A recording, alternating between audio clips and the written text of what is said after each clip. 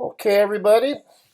This week we start discussing in class the early jazz greats. Last week we were into the roots of jazz, all the different kinds of music that had gone into making it, and then we moved on to New Orleans.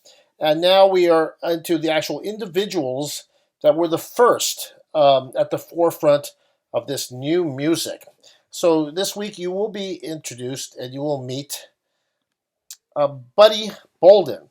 He is acknowledged as the first jazz musician. Okay, there have been a lot of other musicians in New Orleans around Buddy Bolden's time at the turn of the century in the early 1900s, but the music had not become jazz yet. And these street musicians were playing various combinations of ragtime, blues, spirituals, marches, and it was Bolden that took it and made it into what would become jazz. And the interesting thing about Buddy Bolden is that he never recorded, but he influenced all the early New Orleans musicians. Now, if Buddy Bolden never recorded, how do we know that he was the first guy? Because all these famous jazz musicians that came out of New Orleans, they eventually said, hey, yeah, Buddy Bolden was the guy that started it all, and they remembered his influence. You will also be meeting Bessie Smith. Bessie Smith is also known as the Empress of the Blues. In fact, she such a famous musician in the world of jazz that Queen Latifah actually made a movie about Bessie Smith, and Queen Latifah starred as Bessie Smith. Huge first artist. She was the first great female jazz musician to gain mainstream popularity. And during the 1920s, she was one of the top recording artists and absolutely the top female recording artist of the 1920s. And it's Bessie Smith that paved the way for generations of female jazz musicians and, in extension, all other female singers and musicians that came after her. You will hear the music of the original Dixieland Jazz Band, and they were the first jazz band to record. The first record came out in 1917, and there were 5 white musicians from New Orleans. Now, case in point, there were all kinds of cultures and ethnicities living in New Orleans at the turn of the century, most diverse city in the world.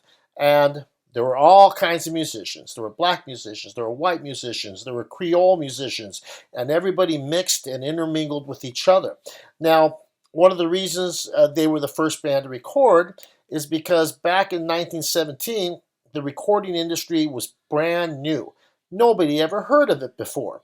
So the recording industry was basically in New York at the time, and a lot of New Orleans musicians did not want to leave their hometown and go to New York for weeks, possibly months, make some kind of thing they call recording they'd never even heard of, and then return back to New Orleans. Because what happens is, musicians know this, is if you are working in town and you have your set gigs and you're working 3 or 4 different clubs, the second you leave town for any length of time, that gig is gone. So none of these musicians wanted to leave their steady gig for something they had never heard of.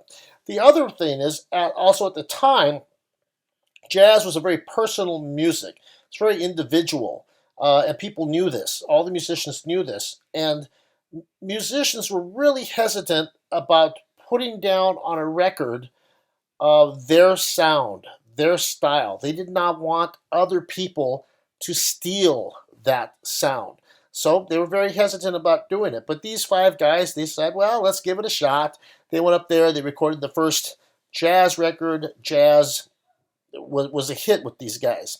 So with this band, the original Dixieland Jazz Band, the first jazz record was an A side and a B side, the original Dixieland One Step and Lively Stable Blues. You will have a video assignment this week where you will listen to this first jazz recording and answer some questions about it. It is like stepping back in time, because as you listen to the record, you are listening to the sound of these 5 pioneers who walked into a studio on a day in 1917 and laid down this brand new music.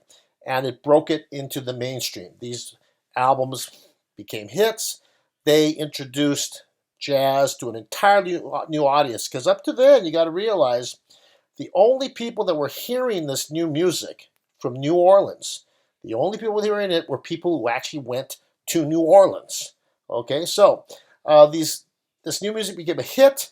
All these guys were in their early 20s when they recorded the music, and it was definitely music for a younger audience. And as it broke into the mainstream, the 1920s jazz age began. You will also be introduced to King Oliver. King Oliver was one of the first great jazz trumpet players, and he was from New Orleans. He was like the super rock star at the time in New Orleans, and he led one of the most famous early jazz bands. In fact, at the time, it was the most famous black band. He led the first great black jazz band, and his band did give Louis Armstrong a start. A young teenage Louis Armstrong joined the band, and the band had two trumpets. It was kind of like how a marching band was set up at the time, the fact that often marching bands had a first trumpet and a second trumpet. So Joe King Oliver led this band, and the band was called King Oliver's Creole Jazz Band.